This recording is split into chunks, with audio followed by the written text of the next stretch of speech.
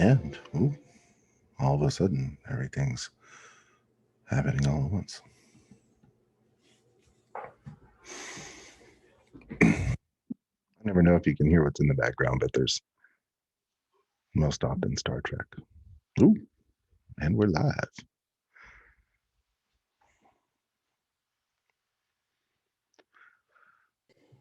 Hello, Steve. What's up? Hey, man. How are you? I'm doing good. How are you? I'm very good. I'm very good. I'm waiting for this modern world we live in. I haven't. Oh, it helps if it's on the Wi-Fi. I have an app to control the TV, but they have to be on the same network. You know how it is. That's funny how that works. No big deal, man. How are you though? I'm very good. I've had a good day. Cool. I just finished shooting a video and got everything put away in time for this, so I'm in good shape. Oh, that's really nice, man. Thanks for making time. So, of course. We're going to talk all about that, but get this damn thing to do. You know, supposedly it's easier than finding the actual remote, but what do I know about technology? I have an app like that on my phone because for my TV, I've used it maybe twice. Oh my gosh. And it's like, but I mean, whenever I use it, I'm like, oh, this is so cool. And then it's like, but the remote is usually right there. So it is. I don't think you can't hear it in the background, can you? I don't think it'll be a problem. I can't really hear anything. Okay, good. Perfect. Yeah, let me set that out of the way. Well, thank you for making the time. This show itself is, it's video when allowed, and so I'll just basically this is a good one for the patrons at the moment, and then in a couple of weeks we'll put out the actual podcast episode, and this will just go out to everyone on YouTube. So, yeah, there's not a whole lot of production value involved. It's me and you, and we shoot the shit. So sounds like my kind of show, buddy. It's like Bill O'Reilly will do it live. So fuck it, we'll do it live. Let me pour this coffee here. It's just coffee. There's no bourbon today. I don't know. It's kind of like, a little. I mean, it is a day off, but it's also day drinking really appropriate. Yeah. It's the kids are on spring break, so then day drinking with the kids at home, it adds a whole other layer of, you're treading into territory there that you might not want to. Are they going to call Child Protective Services or what? And just one quick note on your last name is Shives, Steve Shives. That's right. Okay, yeah, I didn't want in my head until I was like, well, that's a stupid way to say it. I'd say Steve Shives because I think it just like hit because it sounds like it should be, right? Yeah, it hit a different beat there. Dan Decker, Steve Shives. Everybody's name is like that, right? If I was smarter, I would have got that over. I would have been like, no, it's Shives, man. Shives, man, like Palpatine. Come on. Yeah, sure. Yeah, exactly. So evil. All right. Well, we'll take a quick beat here. I'll do my little fancy dancy intro, and then we'll actually do the show. I know, right? Broadcasting worldwide from the Toadsuck Studio in beautiful Central Arkansas, you are listening to Bad Choices and Bourbon. I'm your host, Dan Decker, and this week with me is one of my favorite YouTubers, a luminary amongst Trek fandom, I'm sure, the one and only Steve Shives. Thank you for coming to the show today, friend. I am so happy to be here. Am I the bad choice? I don't know. That's I always thought. Well, some listeners have heard the story before, but it's flipped, and it's from Gerard Butler's character in London Has Fallen, and they say, "What are you made out of?" And he says, "Bourbon and poor choices." And I was like, "Oh yeah, Bad Choices and Bourbon. It's a great show, right?" Absolutely. But we'll find out by the end. Was this a bad choice? We have to do the show first, and then you'll evaluate. That was a bad choice. So, but first of all, let me get this out of the way. I warned a little bit ahead on Twitter, but from me to you, just a thank you before we even connected more recently on Twitter. But you were there on YouTube for me in times when I needed somebody to be there. Listening to you just do your thing and even touch on some things that were important to me outside of fandom and things like that, but being a voice, not only just a voice to listen to, but something worth listening to. You were there in some dark times for me, man. I want to say thank you for that. Well, that means a lot to me. I mean, I'm glad. I'm glad I could be there for you. I'm glad that the videos I make were of that kind of use to you. Like that really means a lot to me for you to say that. So thanks for sharing that with me, Yeah, man. absolutely. So, being able to do this, Yeah. it's a big deal for me. So thanks. I It's my appreciate it. pleasure. It's my pleasure. So getting to that though, I mean, I would hope that folks who are listening to this show have seen your work. But if not, tell us a little bit about yourself, man. They damn well better have seen it. No, I've been making YouTube videos for over 10 years now, And you and can see the play button, everyone. It's right there. yeah, just watch the damn videos, would you? No, it's so I've gone through a couple of different sort of phases with my content. I started out, I used to talk a lot about atheism and religion and stuff like that, and I still talk about that stuff occasionally. Like I still am an atheist, but it's no longer sort of a focal point of like the videos I make. And I talk about politics and pop culture, and for the last several years, I've talked a lot about Star Trek, and that's been fun for a couple of reasons. The one reason is I really like Star Trek, and I just like talking about it, and I have all kinds of opinions on it. and and the second reason is those videos got to be pretty popular. So they upped my profile, and the channel became more successful as a result of making more Star Trek videos. So they kind of go hand in hand. It's nice to be sort of rewarded for talking about stuff that I would probably want to talk about anyway. Yeah, that's how I um feel yeah about it, yeah really. yeah you know, it's nice. and I mean, it just falls back to the old thing: make the content. It started as write what you know, but it's become like make the content you want to see. I guess if you're going to enjoy it, or you know what you enjoy, then there's a high chance out there that somebody else wants that or enjoys that as well. That's And like the best advice that you could give to anybody. Yeah, I mean, whatever if you're thinking about doing anything creative, whether it's like YouTube channel, podcast, writing, whatever you're thinking of doing, and I mean, find something that you think that either you're good at or you think you could get good at in terms of like what it's going to be or what the subject is going to be or whatever. And don't worry about chasing clicks or chasing views, or how should I tailor this to get the biggest audience. Just do what feels right to you and what means something to you. And if you do it long enough, and if you get a couple lucky breaks as well, that's a big part of it. You'll find an audience. I guarantee you, whatever it is you're into and you want to talk about, there's other people out there that are interested in the same thing. that is, a couple points on that. That is kind of the reason that this show exists, is because I had a bug on my ass about, I want to talk to people. I like to talk to people. It's weird to just say, hey, you want to meet me on Zoom for an hour? But if you're like, hey, would you like to be on my podcast? People are like, Exactly. sure. So, I have a steady audience, and it's nice to kind of see that, and it grows a little and a little and a little each Mhm. time. um, but it's just validating that, okay, I wasn't crazy. There are people who are interested in just hearing conversations with no real agenda on the, people just hearing a couple of folks get together and learn about each other, or learn about thought processes, or learn about the things that interest us. It doesn't even have to be, most of these things have come from people who are also Star Trek fans, because Mhm. that's the pool I'm swimming in. It seems to be. Absolutely. But at the same time, and one, they're great people to meet, but also, just reaching out to any old body, getting to know them is a lot of fun. And yeah, it turns out folks like that. I don't know, it's kind of weird.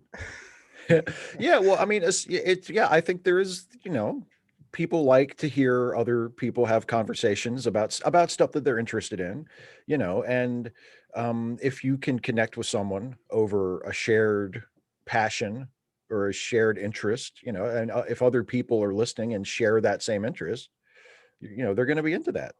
I It mean, digs deep. it's one of the cool things about the internet. It is. Well, yeah, one of the cool things. There are so many other things about the internet. Oh, oh There's boy, so many other things not about the everything internet. about the internet is so cool. Yeah. And I get it, pandemic led to a lot of, it's kind of a trope. It's kind of a joke now. Yeah, everybody has a podcast. Okay, so yes, that's that. But there are 7 billion odd people on the planet, and everybody could have a podcast, and that would be great. Because, at the end of it, I believe everyone has something that they want to say, that they could say, and that someone else might want to hear. Surely there's at least one other person, so you'd have an audience of one regardless, and hopefully two, right? Sure.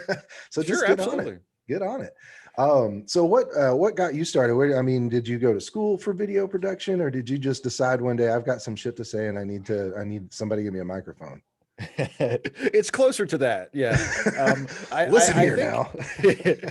I've got things to say. I've never had any professional training in video production, which I think my work bears that out. But I went to school. I went to college for English. My actual formal education is in English with a creative writing concentration. But that's not going to pay the bills. So Turns out. I mean, it could. I'm sure there are people who have wonderful, fulfilling, and very financially successful lives using, people do become successful writers. People do become teachers. And, I didn't really want to become a teacher. It's just not where my passion lies or where I think my skill set is telling me to go. But I made my first YouTube video just sort of on a whim. I had been blogging for a few years. Oh, there's and a blast from the past. Remember blogs, everybody? Blogs, that's right. Blogs are like TikToks, but you have to read them. Longer than tweets. Yeah, Much they're longer than tweets. Yeah, it's like a tweet thread, only it's all in one piece. And there's no video. And there's no video or audio attached to it. But yeah, so I've been blogging for a few years, and I started the blog just as sort of a writing exercise, just to give myself a combination of an excuse and also a motivation to write every day. And I had a blog where I wrote something for the blog every single day for like 5 years. Like I didn't miss a day.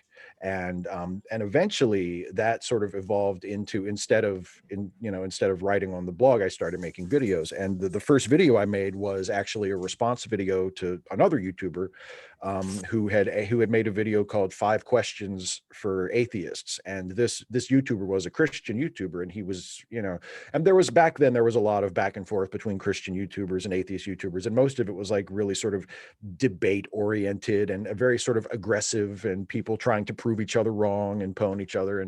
But this video seemed not to be like that. The questions didn't seem like gotcha questions. It seemed like this guy was actually curious about what people would say.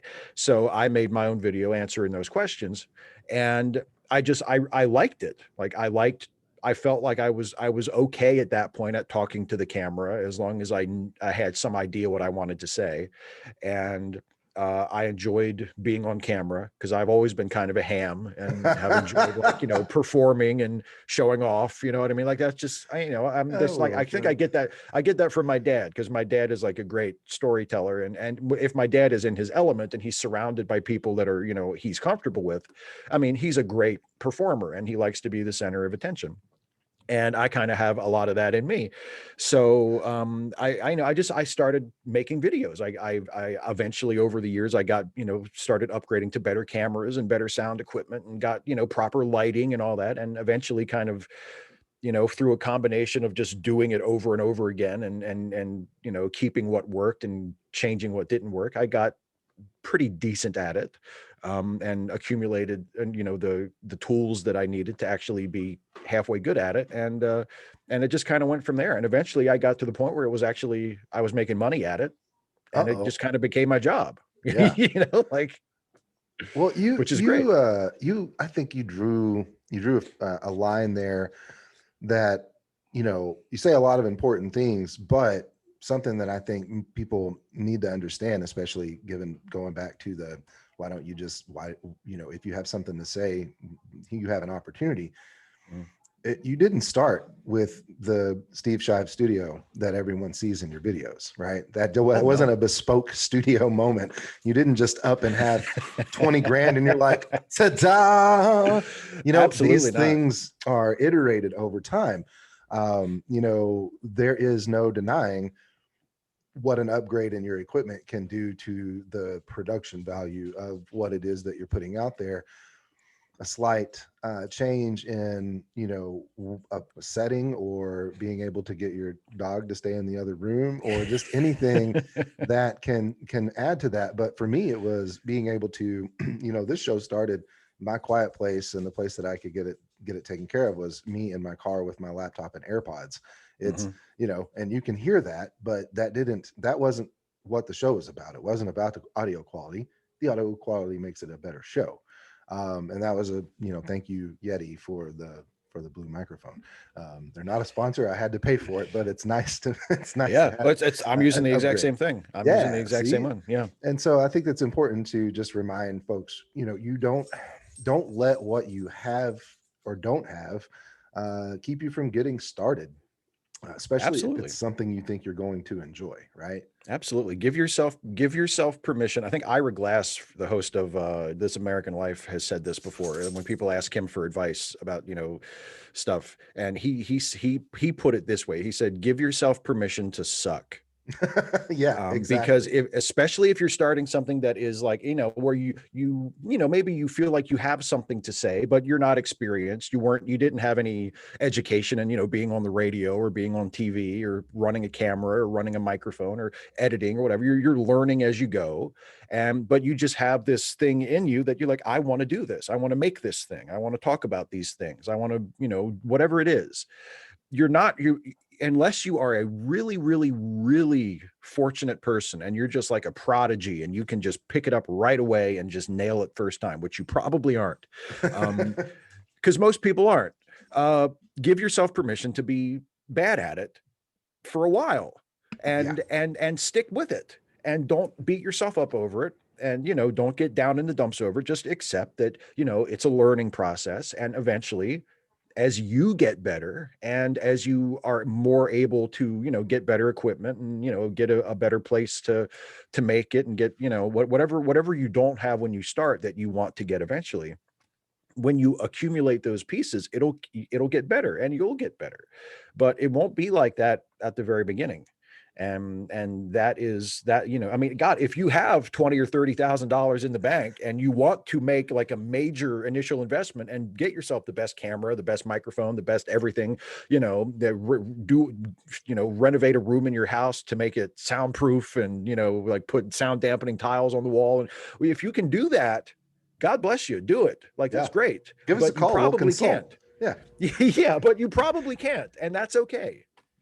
It's absolutely okay. And now, I mean, these days, the equipment is more accessible in the form of everyone, almost everyone has it on their phone.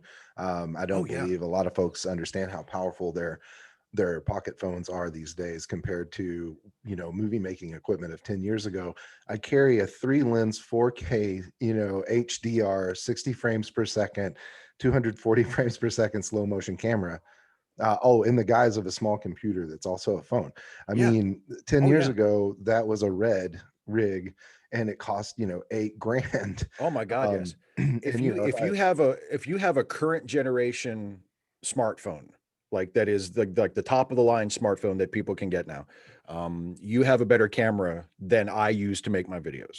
yeah, right. Easily. It's Yeah. way better. Yeah. Yeah. And that's the thing though, is consider your target, the end point of your production, your high stakes, your pristine level ultimate gold standard production value is going to be played on a 6-inch device about a foot from someone's face, more Yeah. likely than not, Yeah. while they're listening over Bluetooth earbuds that may or may not have any kind of quality behind them. And that's not to say don't put in the work to be good or to produce something that you're proud of. That is to say, go easier on yourself than you're probably allowing for. Absolutely. Because That's a in the big end, thing. Yeah. in the end, I could ultimately watch YouTube on my watch. I'm not going to, but Right. the point being, it's not going to be on your high def studio monitor that your content is consumed unless you're Zack Snyder. Right. You know, I have obsessed just raked myself over the coals for mistakes or oversights in videos that literally nobody noticed. Like it was only me. And I've also had the opposite where people have noticed and they've pointed it out. And guess what? It wasn't the end of the world. Right. It was Yeah. okay. Like I just had to go, yeah, I know. Like I put up a video a couple weeks ago where the volume level was way down because when I was editing it, I accidentally I hit the wrong, keyboard Oops. shortcut and it like dropped the audio down like -15. And and it's like you could still hear it. And people were just saying, like, I had to turn it up a little more, but I could still hear what you're saying. But people noticed it and pointed it out. And by the time I noticed it, the video was up and had like a couple thousand views, and it was too late to just take it down and redo it. So I just had to live with it.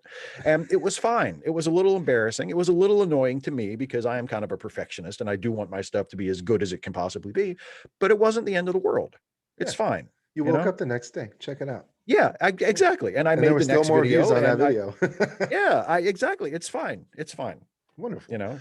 Well, where do you hail from, Steve?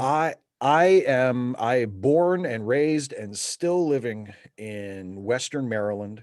I was born and I'm currently now living in Hagerstown, and also lived here for a couple years in my early 20s. But I spent the largest parts of my life I spent growing up in a little town called Clear Spring, which has a population of about 400.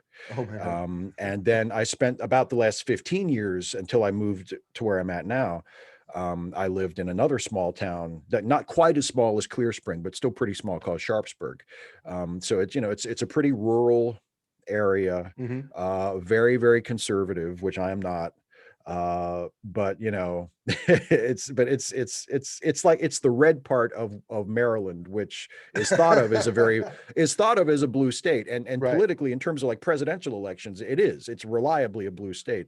But it has some very, very, very red areas. Pockets, absolutely. And yes, absolutely. And I am definitely in one. Well, that sounds very similar to what how I grew up. I live within 30 miles of the place I was born. Mhm. I haven't traveled outside of the United States, but I've traveled within the states. I haven't just been in Arkansas my whole life. But Right. I was born and schooled in this town up the road called Morrilton, and then came to college where I am now in Conway, and been here, pretty much ever since. And it's kind of the flip. We're kind of the blue dot in a awfully bright red place. Yeah. Conway itself is a little more progressive. We have 3 colleges, so Weird how that that helps. tends to 3 happen. colleges and 29 roundabouts, y'all. We're hip. I know, right? Love And those roundabouts. they're pretty great, actually. I I do. don't mind them. I think they're great. Especially earlier in the early morning hours when traffic is low, and we've got one road that has about 5 of them and then lined up, and it's kind of fun. It's fun. Yeah. So you grew up in kind of small town Americana, huh? Yeah, very much, very much. Yeah. The Yeah. conservative. Yeah, I feel that conservative upbringing. Obviously, here in the middle of Arkansas, there were a lot of cultural influences to overcome as a young white man.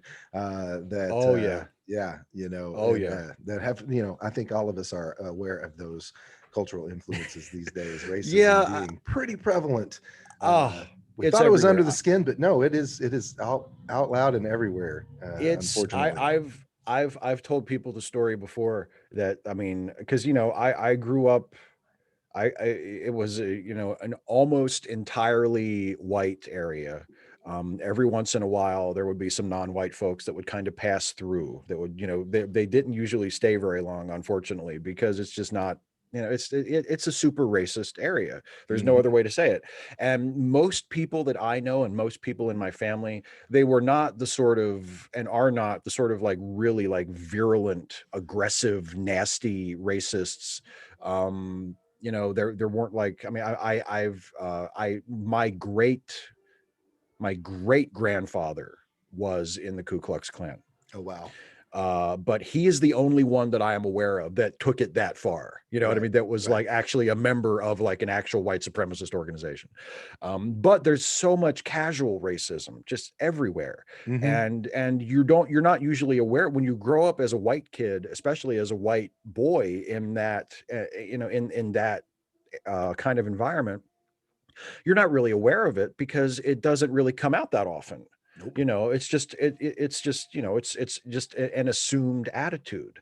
I remember, but I do remember there were a couple of influences of positive influences on me when I was a little kid that I think maybe set me on a slightly different path, and I'm really grateful for those. And the first one that I remember is when I was a little kid. I love baseball, and of course, growing up in this area, I grew up as a big Baltimore Orioles fan, and my favorite baseball player of all time ever, still to this day, was Eddie Murray, who was a great player. He played most of his career for the Orioles, and was a black man, is a black man. He's still alive, and is he's just a legendary player, right? And Eddie was my favorite, and I remember watching a ball game at my great grandmother's house. Um, so actually, I think it was my great great grandfather that was in the Klan, because it wasn't the husband of my great grandmother, but because it was the same like on my father's side, it was all in the Right. same line, the same set of great grandparents. But I was watching a baseball game with my cousin at my great grandmother's house, and Eddie Murray came up to bat, and I was really excited. And great granny said, "Oh, is he your favorite player?" And I said, "Yeah, Eddie's my favorite." And my cousin used a racial slur against Eddie and said, "Oh, he's nothing but a dumb N Hmm. word." And my great grandmother admonished him, and she said he happens to be a very good baseball player, and I don't ever want to hear you say that about him ever again. Wow. And it was the first time I remember ever hearing anybody get called out for doing or saying something racist. It wasn't the first time I had heard the N word. It Right. wasn't the first time I had heard anybody say, or indicate like a racist feeling or a negative feeling toward a black person. But it was the first time in my life, and I was probably maybe 5, maybe even a little bit younger. But it was the first time I remember ever hearing a person say, "It's wrong to talk that way. Like, you shouldn't Wow. say that." And I'm not, I mean, I'm sure if I dig back into my great grandmother's history, if I could watch her and listen to every word she ever said, she probably said the N word a couple of times herself, Oh, no and was doubt. probably not like Mother Teresa or anything. But, but it was just that example of, oh, that's wrong.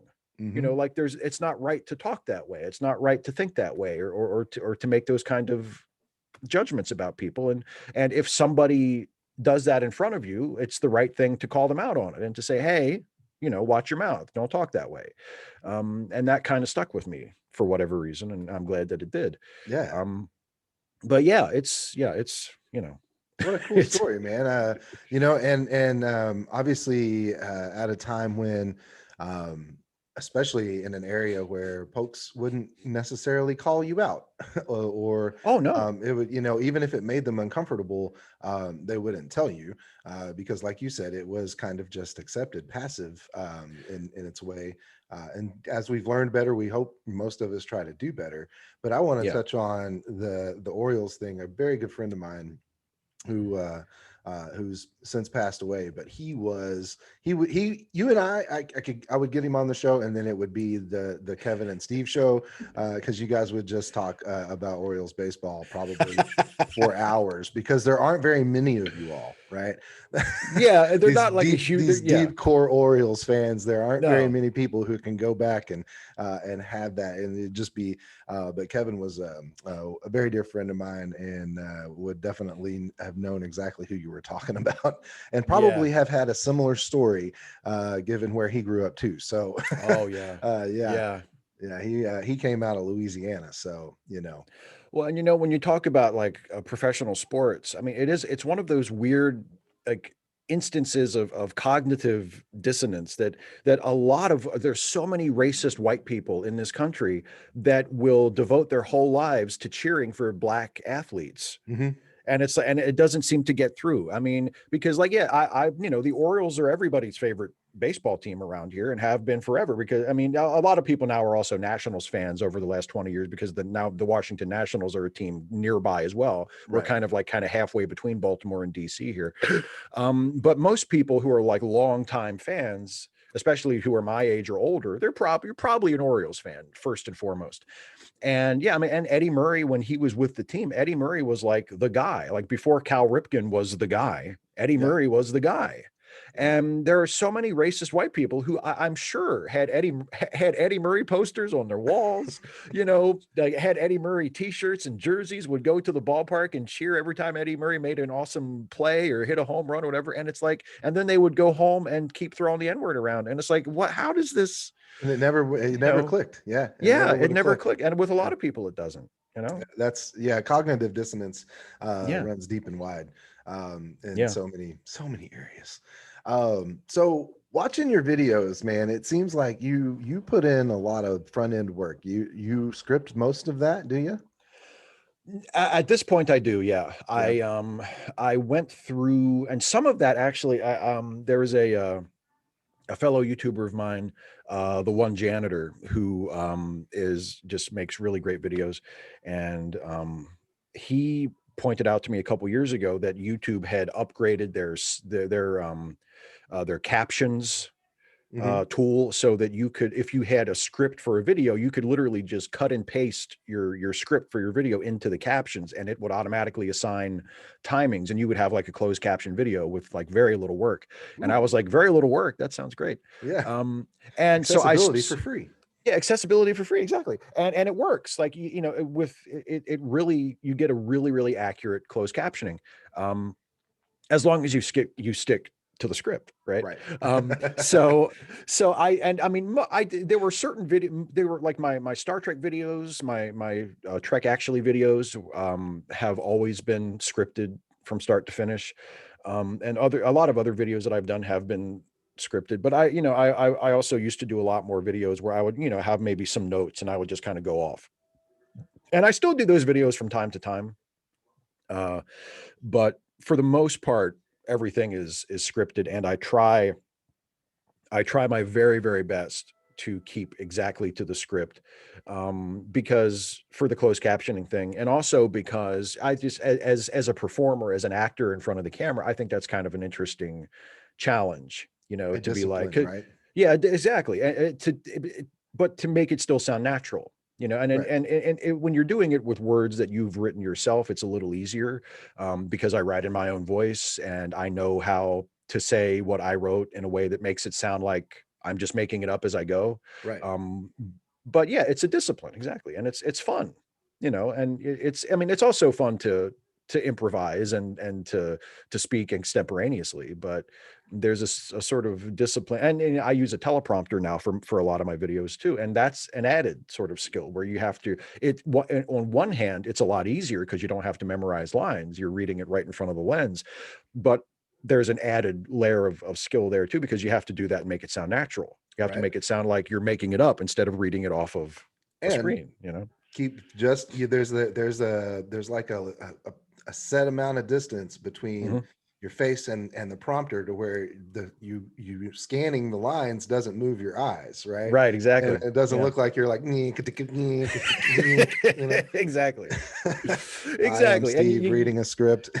you sort of, you get used to, like you memorize maybe a couple lines ahead, so you can do things like look off camera, Keep it or natural. Yeah. keep it natural. Yeah, Yeah. but yeah, and that's another thing. That's if you start doing that, you'll probably not be great at it the first couple of times, but you'll figure it out.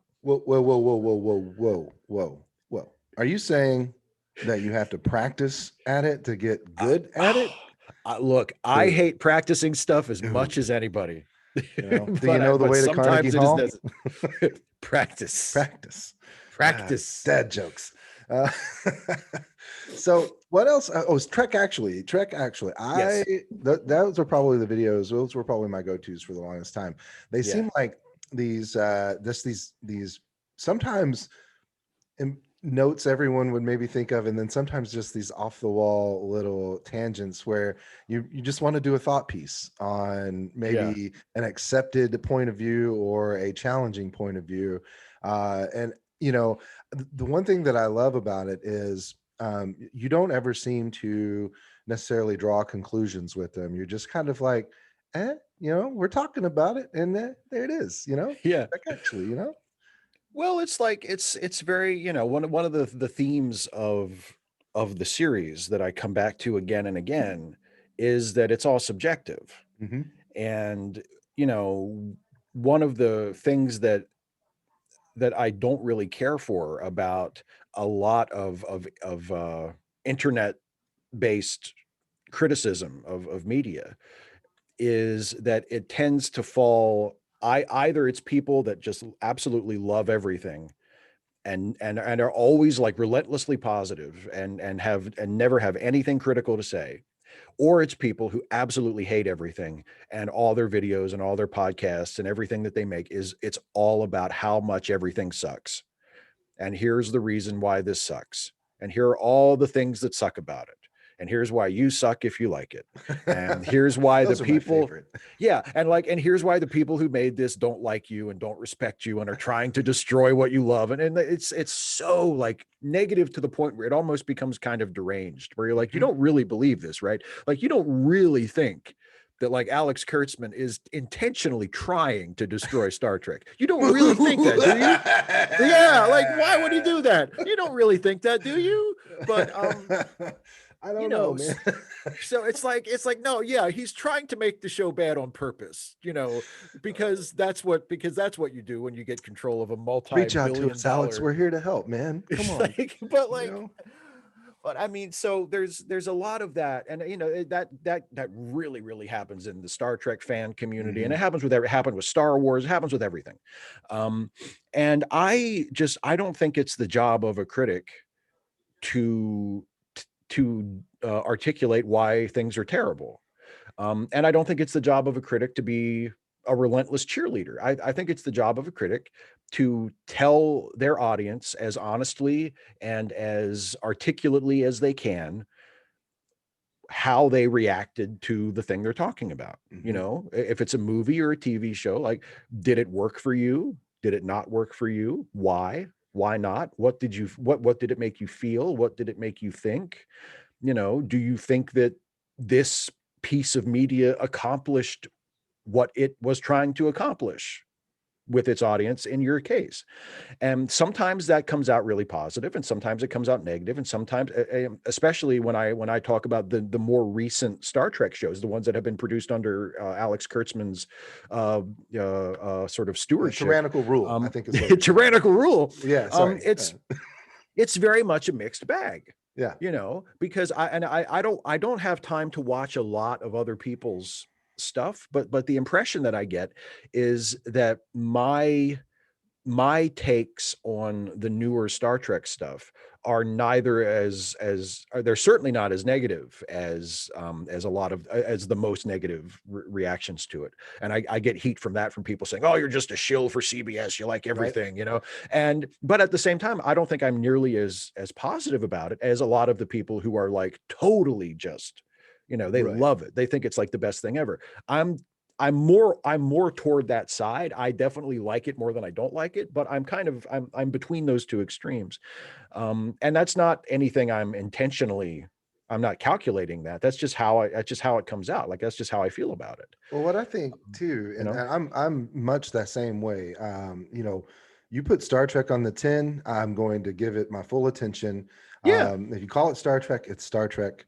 If you're the IP holder, then you tell me what Star Trek is, and then I will find a way to incorporate it into whether or not um, I appreciate what you're doing with it. Right. Yeah. I fall into the pro modern Trek. I love Mhm. classic Trek. I love the current stuff, Sure. but I have found it difficult to be, um, at all a little critical without taking, not necessarily heat, but it's harder to be objectively critical given that the counter to that is so far extreme on the side of anger and Mhm. derision, that any counterbalanced criticism sounds like you're on that team too. When Yeah. no, there are things about modern Star Trek that I'm like an 80/20. I love it, but they're about 20% of what they're doing, and then you're just scratching your head. Why are we? What's with the fat in the middle of the sandwich? We're trying to have a season here. We only got 13 episodes. What are we doing? What are we doing? Right. I mean, yeah, fun to be in the mirror universe, but come on, guys, we gotta go, go, go. Yeah, that was my And big problem with the first season of Discovery too. I was like, boy, we've been in the mirror universe for a long time. is Like, everybody else worried about it? And then we get the things like Picard, where you get 8 really great episodes, and then it's like everybody remembered, oh yeah, we got to wrap this thing up. And yeah. then bing bam, thank you, ma'am. Riker spoiler alert, Riker shows up to save the day. And him and 250 of his closest copies. Yeah, like, oh, they just said we're just building these ships. Fuck Like, it. send 75 Zing Haze, please. Which that is, joking aside, I absolutely support and understand the reasons why a fleet, it's in the name, would Yeah. be that way. And it never made sense that Starfleet had 87,000 different classes in the first place, because that is woefully inefficient. Yeah, it's one of those things where it's like it's just a Star Trek thing, and it's just Yeah. we've gotten used to it. Like, there were Yep. those big battle scenes like in the later movies and in Deep Space Nine, where like every ship was a different class of ship, and you just kind of like, okay, that's just the way it is. But Hey, Steve. yeah. Steve, those were copy and pasted too, buddy. What? No, what? Yeah, sorry to God. tell you. I don't know if you pay attention to the bird of prey in Star Trek 6. Oh, When it yes. blows up, and then in Generations they flip it around. It's the same ship, man. It's the exact because Wolf same shot. 359 was an inside job. It's the exact same shot. And I noticed that because that movie When I was a came out kid, man. Yeah, Generations came out when I was 14. Okay, so you're not And too much younger than me, whippersnapper. yeah. Yeah. Yeah, I was 14 when TNG ended, and then Generations came out that November. And yeah, it's like immediate. And of course I had seen Star Trek 6. And I mean, Star Trek 6 has been one of my favorite Star Trek movies So for good. as long as I've since the first time I saw it. Yeah. And yeah, it's like, why would you reuse that shot? It's like the climactic shot from Star Trek 6. It's when General Chang's ship blows up. Like, it's Yep. a really an obvious prominent shot. It's like, why would they reuse it? There was no other shot they could. Ever. First of But all, it's a anytime bird of prey movie. blows up. Well, like, first of all, it's a movie where you couldn't ask for a couple thousand more bucks to no. This is a really important shot. This is the Yeah. enemy ship blowing up. Just reuse something for the movie. For the movie. Yeah. For the Okay. movie. For the movie that you have plenty of time to finish. It's not like it's a TV show where it's like, oh, we got to get this done, but we have an air date, then we have like a month for post-production. Like, no, and it's like the first TNG movie. Yep. You really, why'd you half-ass that? But They're whatever. saying Bator deserved better. Justice for Yeah, Bator. Justice for the Duras sisters. Oh Come my on, man. gosh. Yeah, Oh, but yeah. Speaking of that brings up another ridiculous thing. And it's a ridiculous thing that's being bandied about in pop culture Yeah. recently anyway. But female Klingon armor makes no damn sense. There's an obvious target area left open that's just right in the middle for some bat lifting. Yeah, and makes no sense. And that is that is the question of basically bikini armor overall. What's the point? Yeah. Unless you're Wonder Woman, you probably should be in some full armor. Yeah, cover yourself. That's the whole point. Well, and it isn't that Wonder Woman shouldn't be covered, and if that's what she wants, it's that she's literally just not going to be hurt with it. Right. She doesn't really need it. Yeah. Kind of like Superman wears the suit because no one's comfortable being naked. Right. Superman could just wear like a pair of shorts and that's it. He only needs one red cape, baby. Yeah, that's it. Exactly. Tie that shit around your neck, you're fine. Yeah, everybody boom, knows boom. you're Superman. Everybody's looking at the tie, right? Eyes Exactly. are up here, ladies. Exactly. So, have you seen the Snyder Cut, which is relevant to this contemporary time? No, I have not. No. I don't plan to watch it. I actually I talk because I haven't seen the theatrical cut of Okay, Justice League fair. either. All right. I saw Batman v Superman in the theaters, and after I saw it, I was like, okay, I'm done. Yeah, Like that's all. it was I've invested enough not in this. good. I don't. This isn't for me. It was not good. Um, It but was not good. because I saw I've seen both of the Wonder Woman movies. I did Okay. kind of break my boycott for those, and I saw Shazam, which I thought was fantastic. The Yeah, Shazam movie was Shazam really is good. hilarious Um, and very heartwarming. yeah, Shazam, and I'm like that's another the Shazam, formerly Captain Marvel. That's a character that I've loved for a long time, Me and they too. I really had a really little got it right. golden book for Yeah, Shazam, and I watched the they cartoon really as a got it right. kid, and Yeah, yeah, yeah, yeah, because it's yeah, no, the heart of that film is where it's at. yeah. Plus the I can't ever remember the actor's name, but the who played the villain, and he was in the Kingsman, and Oh, is it Mark Strong? yeah, I like him a Yeah, lot. yeah, he's good. But oh, what did you think of Wonder Woman 84? When did you think of that? I thought it was all right. Yeah. I didn't hate it as much as some people did. I mean, I see the problems people had with it, especially with the weird way they chose to bring Steve back, Hmm. which it just seems like I mean, seeing as how the conceit was that you make a wish and your wish comes true. It seems like they Right. could have just brought the dude back. Like he didn't have Right. to inhabit somebody else's Yeah. body. That just seems like you didn't need to do that though. It's not Yeah, there only are a is it lot a of made autonomy questions about that. That yeah. I mean, um, and I think those are totally, fair. Like that's completely fair game. And people who had like a serious problem with that, that's I have a completely legit respect that. problem. Yeah. Yeah, it's definitely yeah, it is. But it didn't really take me out of the movie. It didn't really bother me. I had really the problems I had with it are the same problems I have uh with most uh big blockbuster comic book movies nowadays, even the ones that I really like, which is that the last act is just, is just a CGI fight, Yeah. you Oh know? yeah. Everybody has the same superpower. Fight, fight, fight. Big blue beam in the sky. Yeah, yeah. Yeah. I mean, Or even red like beam. even Sometimes it's a red I beam. You mean, know, being fair. even WandaVision, which WandaVision I thought was awesome, but Yeah. the last episode of WandaVision, it's here's Scarlet Witch, here's Agatha, and they're just shooting beams at each other. Yep. Part of Like sprites. Sprites go a yeah, flying. exactly. It's like is there anything else we can do? Is there anything else we can do for the climax of a superhero movie? For my takeaway from Wonder Woman 84, one, it's gonna be hard for me to ever not want to have a Wonder Woman movie. Yeah. Linda Carter. Yeah, buddy.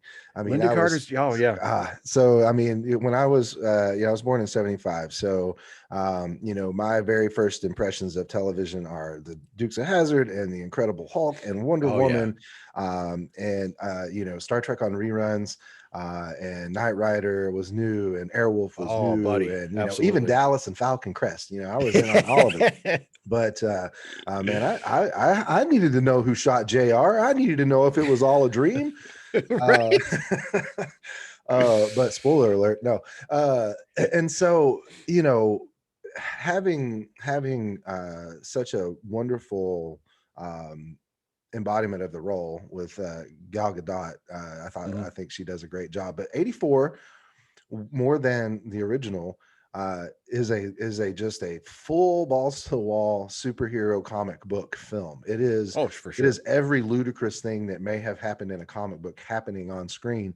And once you kind of just let yourself, have a comic book movie, it doesn't have to make as much sense as a regular film. And reminding myself that while it's quoted grounded in reality, it isn't our reality that this movie happened in or is happening in. It's a completely other reality where Wonder Woman can lasso lightning and fly, and Oh yeah, that stuff that's a didn't pretty bother me cool at all. reality.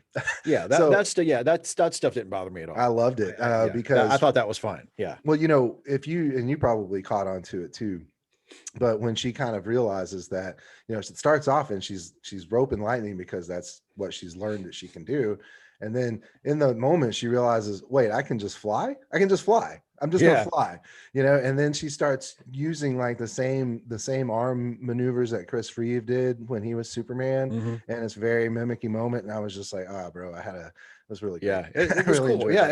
it was a really cool moment. And yeah, for the most part I thought it was good.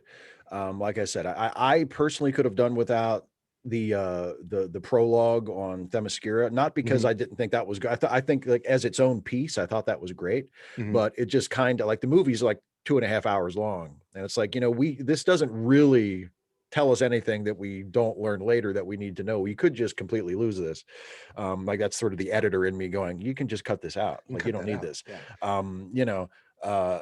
And that's also, people who listen to the movie review podcast that I co-host with Jason Harding, Late Seating. That's something that in almost every movie that I don't like on that show,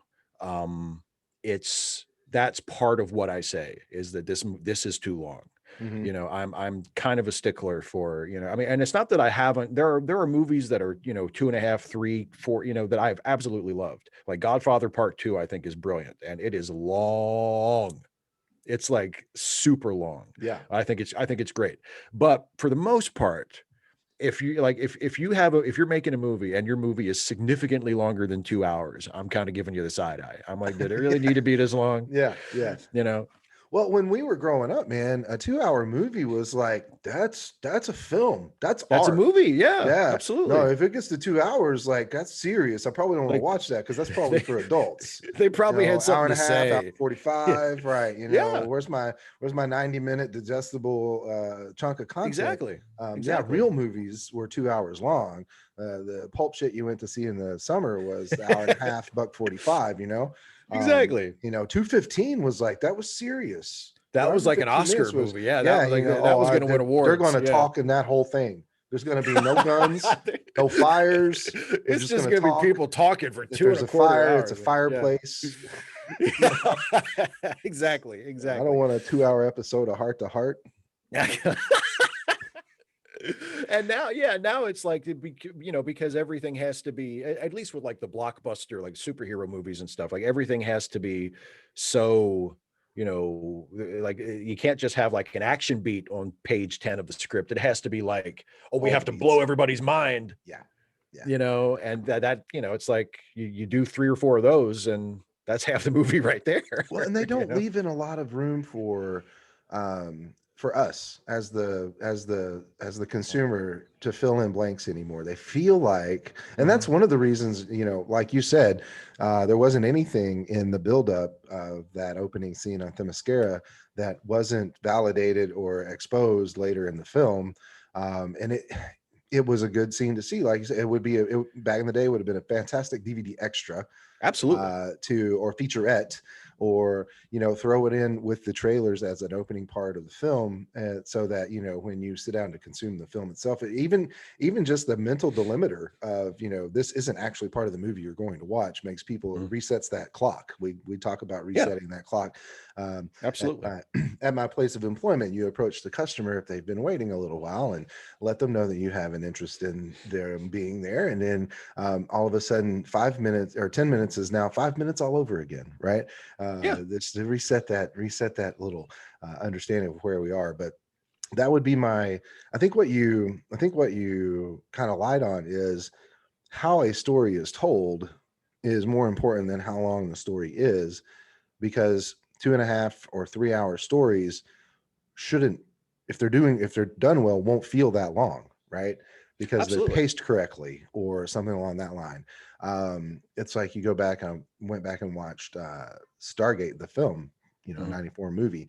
And in my mind, it's just bam, bam, bam, action, action, action. And you go back and watch it and no, it's like a early 90s paced movie. It's a little plotting. It doesn't quite hit and it reminded me, heck, even like Independence Day, which is, kind of one of the more modern, big budget, blow 'em up films, is very differently paced than it would be if it were made today.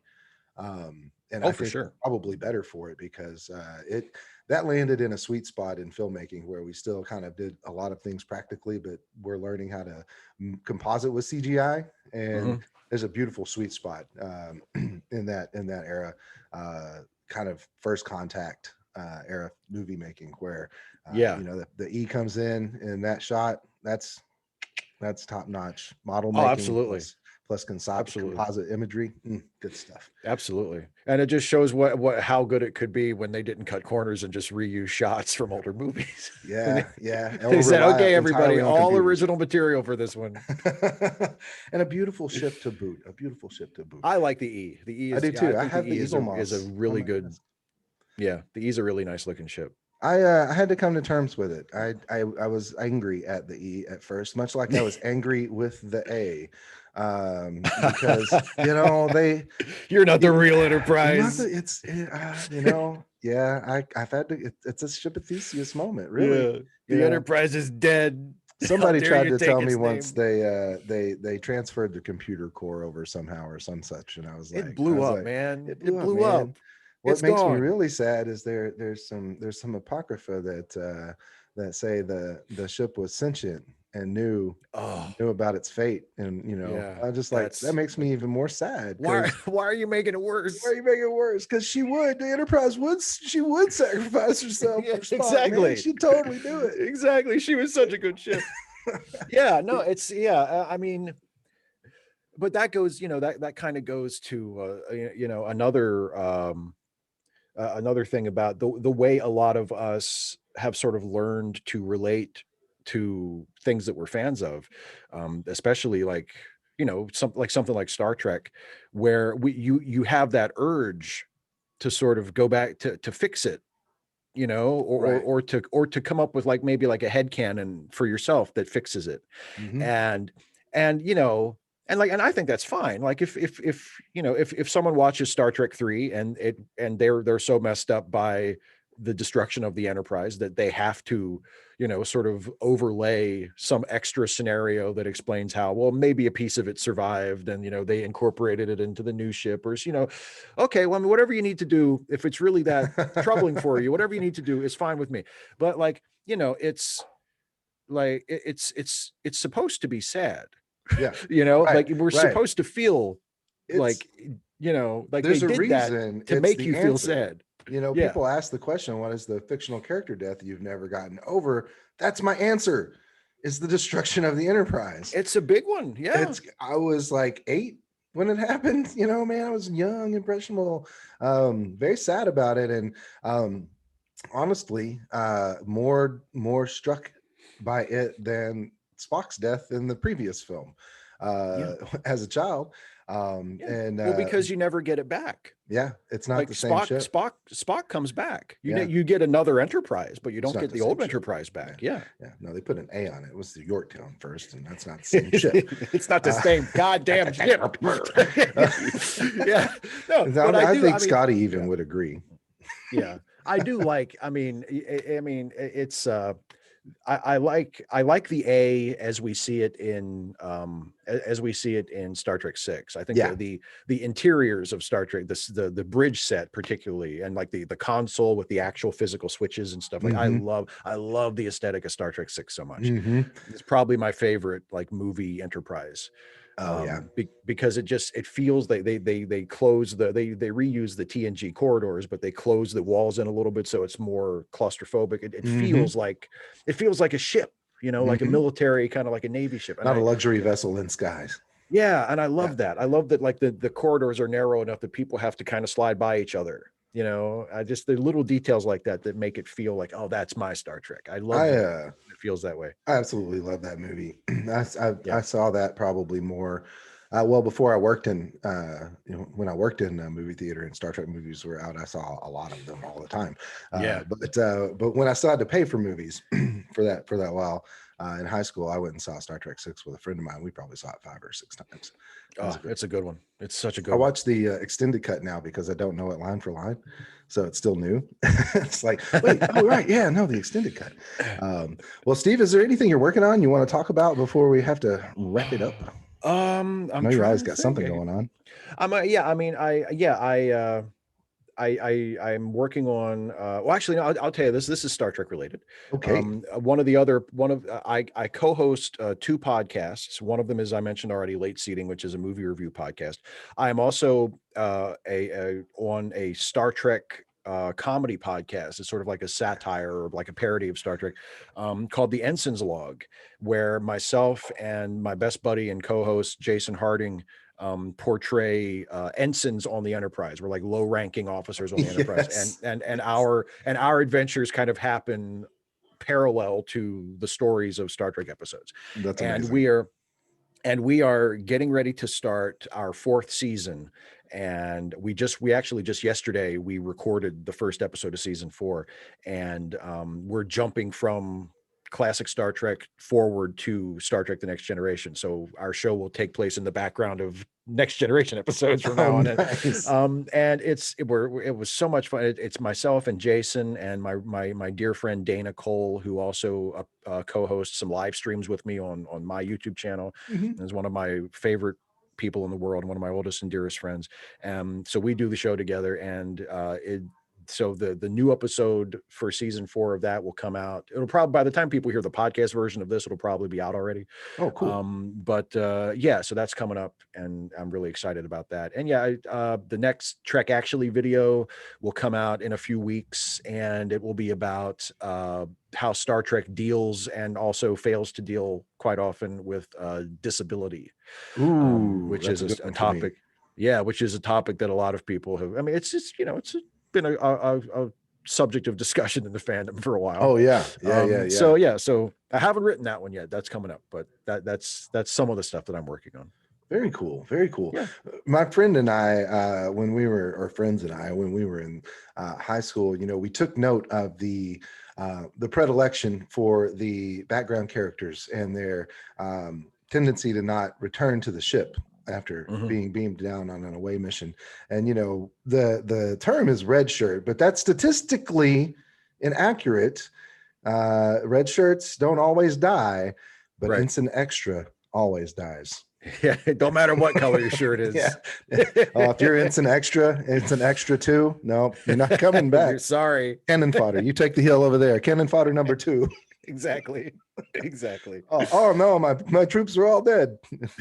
Better time to rip open my shirt. Oh, that's how you win the fight. You distract them with your masculine pectorals. Absolutely. That's how Shatner did it. That's it. That's the only way to win. It.